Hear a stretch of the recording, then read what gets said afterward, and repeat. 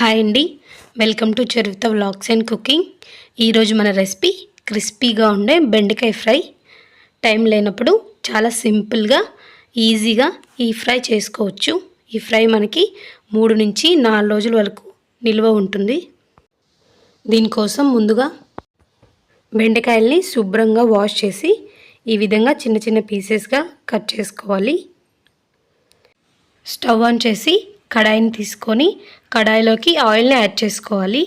Oil వేడయ్యాక ఇలా పకోడీ వేసే గెంటని తీసుకొని దాంట్లోకి కట్ చేసుకున్న బెండకాయల్ని కొద్ది కొద్దిగా వేసుకుంటూ ఈ విధంగా ఫ్రై చేసుకొని పక్కన పెట్టుకోవాలి. ఇలా అన్ని బెండకాయ ముక్కల్ని ఫ్రై చేసుకొని ఒక బౌల్లోకి తీసుకోవాలి. అదే ఆయిల్లో కొద్దిగా పల్లీలు, 5-6 వెల్లుల్లి రెబ్బలు, కొంచెం కరివేపాకు వేసి వీటిని కూడా ఫ్రై చేసి బౌల్లోకి యాడ్ చేసుకుందాం. వెల్లుల్లి కారం తయారు చేసుకోవడం కోసం ఒక మిక్సీ జార్లోకి వెల్లుల్లి రెబ్బలు, జీలకర్ర, ఉప్పు, కారం తీసుకొని ఒకసారి గ్రైండ్ చేసుకొని ఈ కారాన్ని వేయించిన బెండకాయల్లో యాడ్ చేసుకొని ఒకసారి కలుపుకోవాలి.